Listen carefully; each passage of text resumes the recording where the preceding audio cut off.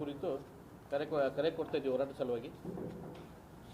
ಸುಮಾರು 40 ವರ್ಷಗಳ ಹೋರಾಟದ ಎ.ಜಿ. ಸದಾಶಿವ ಹಾಗೂ ನ್ಯಾಯಮೂರ್ತಿ ಆಯೋಗ ಜೆ.ಸಿ. ಮಾಧುಸ್ವಾಮಿ ಅವರ ವರದಿ ಪರಿಗಣಿಸಿ ಆಗಸ್ಟ್ 15ರೊಳಗೆ ಪರಿಶಿಷ್ಟ ಜಾತಿ ಮೀಸಲಾತಿ ಜಾರಿಗೊಳಿಸಬೇಕು.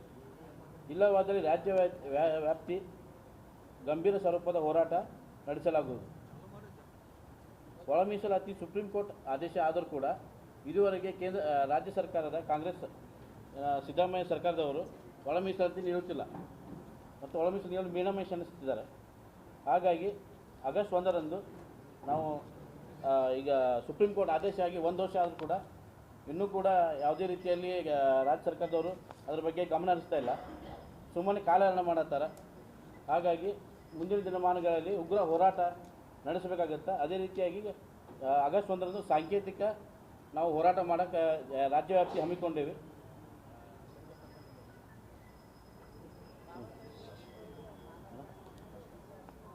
ಎಲ್ಲ ತಾಲೂಕಿಂದ ನಮ್ಮ ಜನಗಳು ಒಗ್ಗೂಟ ಎಲ್ಲ ಸಂಘಟನೆಗಳ ಒಗ್ಗೂಟದಿಂದ ನಾವು ಈ ಹೋರಾಟವನ್ನು ಹಮ್ಮಿಕೊಂಡೇವೆ. ಎಲ್ಲ ಕೇಂದ್ರ ಕಚೇರಿ ಅಂದರೆ DC ಕಚೇರಿ ಅಂತ ಇಲ್ಲ, ಒಂದಿನ ಸಾಂಕೇತಿಕ ಹೋರಾಟ ಅದ ರೀ. ನೆಕ್ಸ್ಟ್ 15ರಿಂದ ಉಗ್ರ ಹೋರಾಟ ಅಂದ್ರೆ ಕಂಟಿನ್ಯೂ ಮಾಡ್ತೇವೆ. ಸೊ ನಾವು ಎಲ್ಲ ತಾಲೂಕಿನ 2,000-3,000 ಜನ ಆಗ್ಬೋದು.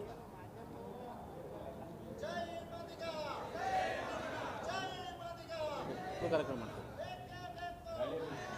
ರ್ಯಾಲಿ ಇಲ್ರಿ, ಮುತ್ತಿಗೆ ಅಂಬೇಡ್ಕರ್ ಸರ್ಕಲಿಂದ ರೀ DC ಬಾಬಾ ಸಾಹೇಬರ ಪುತ್ಥಳಿಗೆ ಮಾಲಾರ್ಪಣೆ ಮಾಡಿಕೊಂಡು DC ಆಫೀಸಿಗೆ ನಾವು ಮುತ್ತಿಗೆ ಹಾಕ್ತೀವಿ. ಅವರ ವತಿಯಿಂದ ಇವತ್ತು ಪತ್ರಿಕಾಗೋಷ್ಠಿ ಕರೆಯುವ ಉದ್ದೇಶ ಸುಮಾರು 30 ವರ್ಷಗಳ ನಂತರ 30 ವರ್ಷಗಳ ಸತತ ಹೋರಾಟ ಈ ಎ.ಜೆ. ಸದಾಶಿವ ಆಯೋಗದ ವರದಿಯನ್ನು ಇದು ಕಾಂಗ್ರೆಸ್ ಸರ್ಕಾರ ಮೀನಾಮೇಷ ಅನಿಸುತ್ತೆ.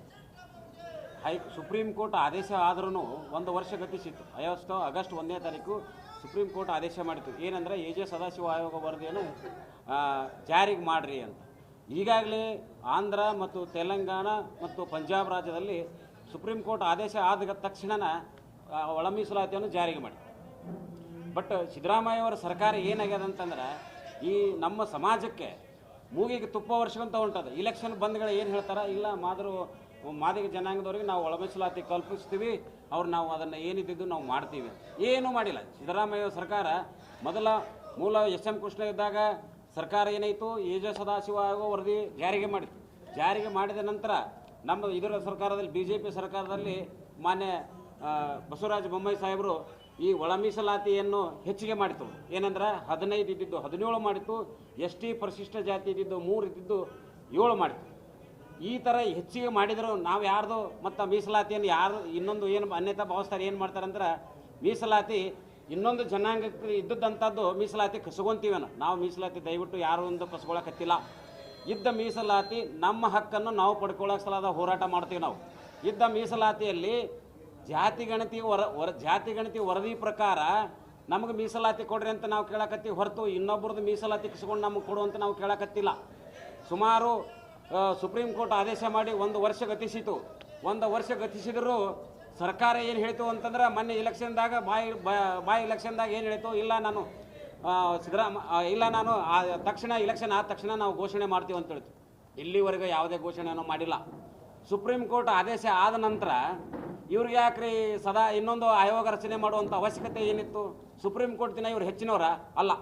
ಸುಪ್ರೀಂ ಕೋರ್ಟ್ ಏನು ಆದೇಶ ಮಾಡೋದು ಅದನ್ನು ಪಾಲನೆ ಮಾಡಬೇಕು ಹೊರತು ಅದರ ವಿರುದ್ಧವಾಗಿ ಮತ್ತೊಂದು ಆಯೋಗ ರಚನೆ ಮಾಡಿ ಅಂದ್ರೆ ಇದನ್ನು ದಿನ ಮುಂದೂಡುತ್ತೋ ಅಂದರೆ ಇವರ ಮಾದಿಗರು ಏನೈತಲ್ಲ ಬಸವ ತತ್ವದ ಜನಾಂಗದವರು ಇವ್ರು ಏನೈತೆ ಅಂದರೆ ಇವರು ಇದು ಮೃದು ಧೋರಣೆ ಅಂದರೆ ಇವ್ರು ಹೇಳಿದಂಗೆ ಕೇಳ್ತಾರ ಅನ್ನುವಂಥದ್ದು ಒಂದು ತಲೆಯಾಗಿಟ್ಟುಕೊಂಡು ಇವ್ರಿಗೆ ಬರೀ ಕಾಲಹರಣ ಮಾಡ್ಕೊತ ಮುಂದಕ್ಕೆ ಹಾಕೋಂತ ಹೋಗ್ತಾರ. ಅದಕ್ಕೆ ನಾವು ಇನ್ನೇನೈತೆ ಅಂದ್ರೆ ಇಷ್ಟು ದಿನ ಕುಂತಂಗೆ ನಮಗೆ ಕುಂದ್ರಾಕ ಆಗೋದಿಲ್ಲ. ಯಾಕಂದ್ರೆ ಆಗಸ್ಟ್ 1ನೇ ತಾರೀಕಿಗೆ 1 ವರ್ಷ ಆಯಿತು. ಅವತ್ತು ಸಾಂಕೇತಿಕವಾಗಿ ಎಲ್ಲ ತಾಲೂಕು ಕೇಂದ್ರ ಆಡಳಿತದಲ್ಲಿ ಒಂದೇ ದಿನ ಸಾಂಕೇತಿಕವಾಗಿ ನಾವು ಧರಣಿಯನ್ನು ಮಾಡ್ತೀವಿ. ಇದಕ್ಕೇನಾದರೂ ಸರ್ಕಾರ ಎಚ್ಚೆತ್ತುಕೊಳ್ಳದಿದ್ದರೆ ಉಗ್ರ ಹೋರಾಟ ಮಾಡ್ತೀವಿ. ನಾವು ಜೈಲಿಗೆ ಹೋಗೋಕ್ಕೂ ಸಿದ್ಧ. ನಾವು ಎಷ್ಟು ಮಂದಿ ಜೈಲಿಗೆ ಹಾಕ್ತಾರೆ, ಇವರು ಜೈಲ್ ಸಾಲಂಗಿಲ್ಲ. ಎಲ್ಲ ನಮ್ಮ ಮಕ್ಕಳು ಮರಿ ಎಲ್ಲ ಕಟ್ಕೊಂಡು ಜೈಲಿಗೆ ಹಾಕಲಿ. ನಾವು ಒಬ್ಬ ಜೈಲಿಗೆ ಹೋದ್ರೆ ನಾವು ಹೋದ್ವಿ ಅಂದ್ರೆ ಹಿಂದೆ ಎಲ್ಲ ಸಮುದಾಯದವರು ಜೈಲಿಗೆ ಬರ್ತಾರೆ. ಜೈಲು ಎಷ್ಟು ಮಂದಿ ತಡೀತದೆ? ಇದು ಯಾರನ್ನೂ ತಡೆಯಂಗಿಲ್ಲ. ಆದ್ರೆ ನಾವು 15ನೇ ತಾರೀಕಿನ ಒಳಗೆ ಈ ಸದನದ ಒಳಗೆ ಏನಾದರೂ ಮಾನ್ಯ ಸಿದ್ದರಾಮಯ್ಯ ಅವರಿಗೆ ಎಚ್ಚರಿಕೆ ಕೊಡ್ತೀನಿ ನಾನು ನಮ್ಮ ಸಮಾಜದಲ್ಲಿಂದ. 15ನೇ ತಾರೀಕಿನ ಒಳಗೆ ಮಾಡದೇ ಇದ್ರೆ ಇದು ಜಿಲ್ಲಾ ರಾಜ್ಯಾದ್ಯಂತ ಉಗ್ರ ಹೋರಾಟ ಮಾಡ್ತೀವಿ ನಾವು ಯಾವುದೇ ಇಲ್ಲ. ಇದಕ್ಕೆ ನೇರವಾಗಿ ಉಗ್ರ ಹೋರಾಟದಲ್ಲಿ ಯಾರೇ ನಮ್ಮ ಸಮಾಜದವರಿಗೆ ಆಗಲಿ ಅಥವಾ ನಮ್ಮ ಬಂಧು ಬಾಂಧವರಿಗಾಗಲಿ ಏನೇ ಹಾನಿ ಉಂಟಾದ್ರೆ ಸಿದ್ದರಾಮಯ್ಯ ಸರ್ಕಾರ ಹೊಣೆ ಇದ್ರಿಗೆ. ಅವತ್ತ ರಕ್ತಪಾತ ಹರಿಲಿ ಅಥವಾ ಏನೇ ಹಾಳಾಗಲಿ ಧ್ವಂಸ ಆಗಲಿ ಅದಕ್ಕೆ ನಾವು ಎಲ್ಲ ಸಿದ್ಧರಿದ್ದೀವಿ. ಯಾಕಂದ್ರೆ ಎಷ್ಟು ಸಹನೆ ರೀ ನಮಗೆ 1 ವರ್ಷ 2 ವರ್ಷ 30 ವರ್ಷ ಅಥವಾ ಸತತವಾಗಿ ನಾವು ಬೇಡ್ತಾ ಇದ್ದೀವಿ. ನೋಡ್ರಿ ನಮಗೆ ಕೊಡ್ರಿ, ನಮಗೆ ಭಿಕ್ಷೆ ಕೊಡಕತ್ತಿಲ್ಲ ನೀವು. ನಮ್ಮ ಸಮಾಜಕ್ಕೆ ಅಂಕಿ ಸಂಖ್ಯೆಗಳ ಆಧಾರ ಮೇಲೆ ಮಾನ್ಯ ಎ.ಜೆ. ಸದಾಶಿವ ಮೂರ್ತಿಗಳು ಮಾನ್ಯ ಮುಖ್ಯಮಂತ್ರಿ ಇರೋರು ನ್ಯಾಯಮೂರ್ತಿಗಳು ಅಂಕಿ ಸಂಖ್ಯೆವಾಗಿ ಕರೆಕ್ಟ್ ಮಾಡಿಟ್ಟಾರ. ಮತ್ತು ಇನ್ನೊಂದು ಯಾಕೆ ಬೇಕ್ರಿ ನಿಮಗೆ ಇದನ್ನು ಮಾಡಕ್ಕೆ, ಆಯೋಗ ಮಾಡಕ್ಕೆ? ಅಂದ್ರೆ ದಿನ ಮುಂದೆ ಹುಡುಕ. ಅದಕ್ಕೆ ನಾವು ಮುಂಬರುವ ದಿನಗಳಲ್ಲಿ 15ನೇ ತಾರೀಕಿನ ಒಳಗಾಗಿ ಸಾಂಕೇತಿಕ ಧರಣಿ 1ನೇ ತಾರೀಕಿಗೆ ಮಾಡ್ತೀವಿ.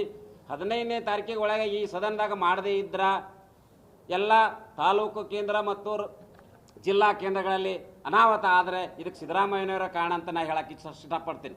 ಅದಕ್ಕೆ ಇವತ್ತು ಎಲ್ಲ ನನ್ನ ಸಂಘಟನೆದವರು ಮತ್ತು ಎಲ್ಲ ತಾಲೂಕಿನೊಂದು ಎಲ್ಲ ತಾಲೂಕಿನಿಂದ ಮತ್ತು ಹೋಬಳಿ ಮಟ್ಟದಿಂದ ಗ್ರಾಮ ಮಟ್ಟದಿಂದ ಅವತ್ತು ಜಿಲ್ಲಾದ್ಯಂತ ದೊಡ್ಡ ಹೋರಾಟ ಮಾಡ್ತೀವಿ ನಾವು 15ನೇ ತಾರೀಕಿಗೆ.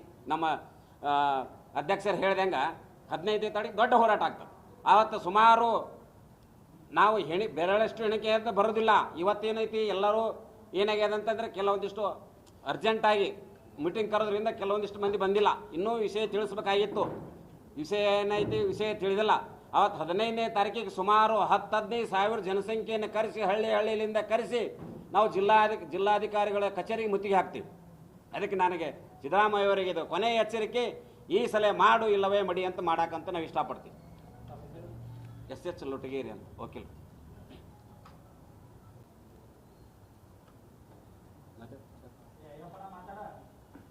ನಾಳೆ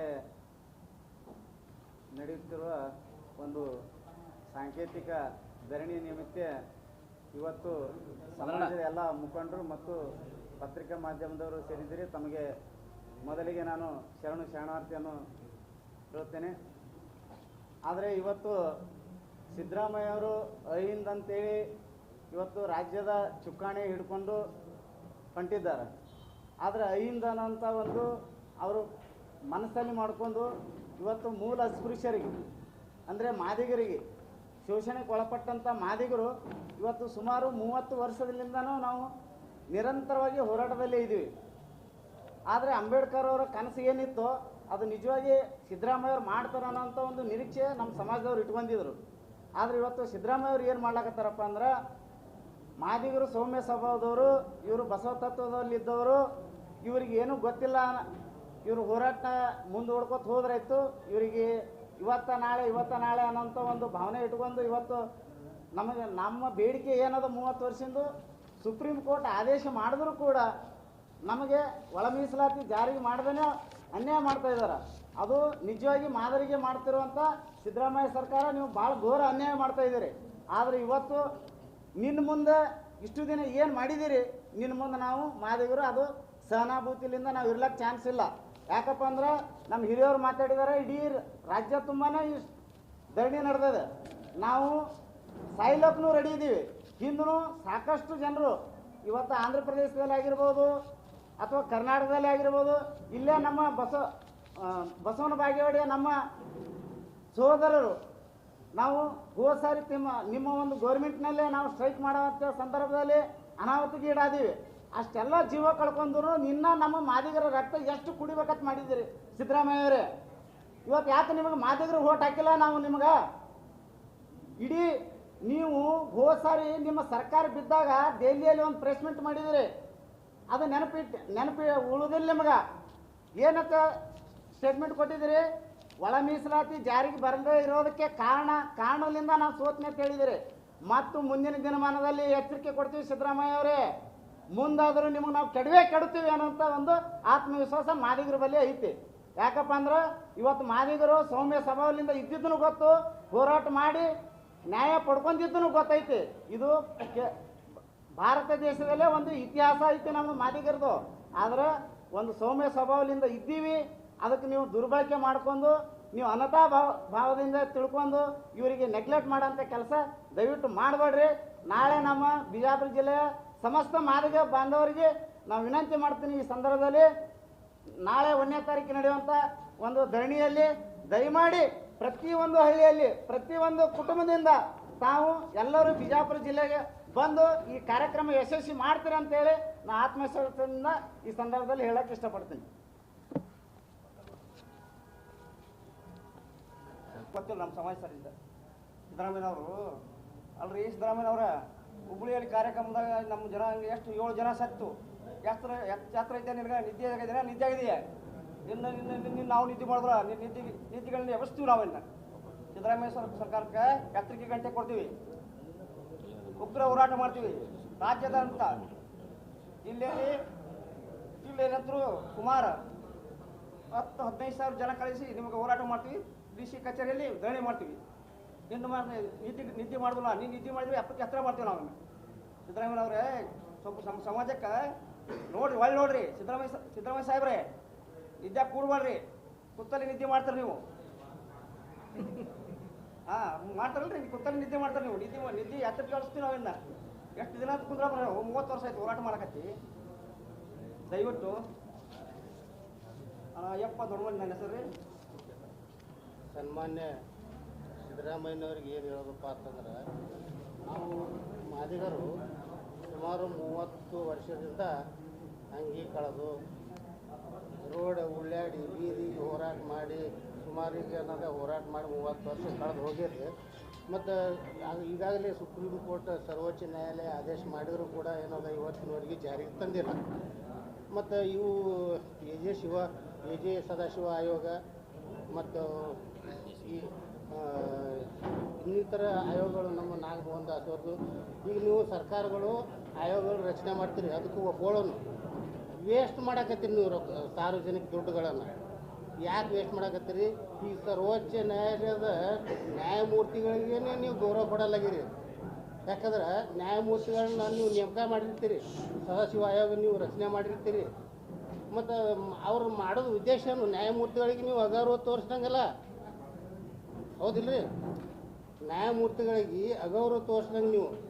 ಯಾಕಂದ್ರೆ ಅವ್ರನ್ನ ನೇಮಕ ಮಾಡ್ತೀರಿ, ಯಾಕೆ ವೇಸ್ಟ್ ರೊಕ್ಕ ಯಾಕೆ ಹಾಳು ಮಾಡ್ತೀರಿ? ನೀವು ಸಮಾಜಕ್ಕೆ ನ್ಯಾಯ ಕೊಡೋರಿದ್ದೀರಿಲ್ಲ, ಸಮಾಜಕ್ಕೆ ನ್ಯಾಯ ಕೊಡ್ತಿದ್ದೀರಿಯಪ್ಪ ಅಂತಂದ್ರೆ ಇಮಿಡಿಯೇಟ್ ಅದನ್ನು ಪಾಸ್ ಮಾಡಬೇಕು. ಕುದುರೆಗೆ ಅನ್ನೋದ ಹಿಂಗೆ ಟಾಂಗಗಳು ಕುದುರೆಗೆ ಮೇವು ಕಟ್ಟಿರ್ತಾರೆ, ಆ ಆಶೆಗೆ ಕುದುರೆ ಅನ್ನೋದು ಆ ಮೇವು ನೋಡ್ಕೊತ ಓಡ್ತೈತೆ ಅದು. ಆ ರೀತಿ ಮಾದಿಗರಿಗೆ ನೀವು ಏನಪ್ಪ ಅಂತಂದ್ರೆ ಕುದುರೆಗೆ ಮೇವು ಕಟ್ಟದಂಗೆ ಆಸೆ ತೋರಿಸ್ಕೊತ ಹೊಂಟ್ರಿ. ಇವತ್ತು ಮಾಡ್ತೀನಿ, ನಾಳೆ ಮಾಡ್ತೀನಿ, ಇವತ್ತು ಮಾಡ್ತೀನಿ, ನಾಳೆ ಮಾಡ್ತೀನಿ. ನಾವು ಏನಪ್ಪ ಅಂತಂದ್ರೆ ಈ ಆಗಸ್ಟ್ 15ರೊಳಗೆ ನೀವು ಒಂದು ವೇಳೆ ಜಾರಿಗೆ ಮಾಡದಿದ್ದರೆ, ಈ ಒಳ ಮೀಸಲಾತಿ ಜಾರಿ ಮಾಡದೇ ಇದ್ದರೆ, ನಾವು ಕರ್ನಾಟಕ ರಾಜ್ಯಾದ್ಯಂತ ಮತ್ತು ಈ ಗುಜರಾತದಲ್ಲಿ ಗುಜ್ಜರು ಯಾವ ರೀತಿ ಹೋರಾಟ ಮಾಡಿದರು, ಜೀವ ತ್ಯಾಗ ಮಾಡಿ ಸಮಾಜಕ್ಕಾಗಿ, ನಾವು ಕೂಡ ಎಲ್ಲರೂ ಜೀವ ಕೊಟ್ಟು ಏನಪ್ಪ ಅಂತಂದ್ರೆ ನಾವು ಉಗ್ರ ಹೋರಾಟ ಮಾಡಿ ನಾವು ನ್ಯಾಯ ಪಡ್ಕೊಳ್ಳೋಕೆ ಸದಾ ಸಿದ್ಧರಿದ್ದೇವೆ ಅಂತೇಳಿ ಈ ಮೂಲಕ ನಾವು ಹೇಳಕ್ಕೆ ಇಷ್ಟಪಡ್ತೀನಿ. ಪ್ರಭಾಕರ್ ವಕೀಲರು, ವಿಜಯಪುರ.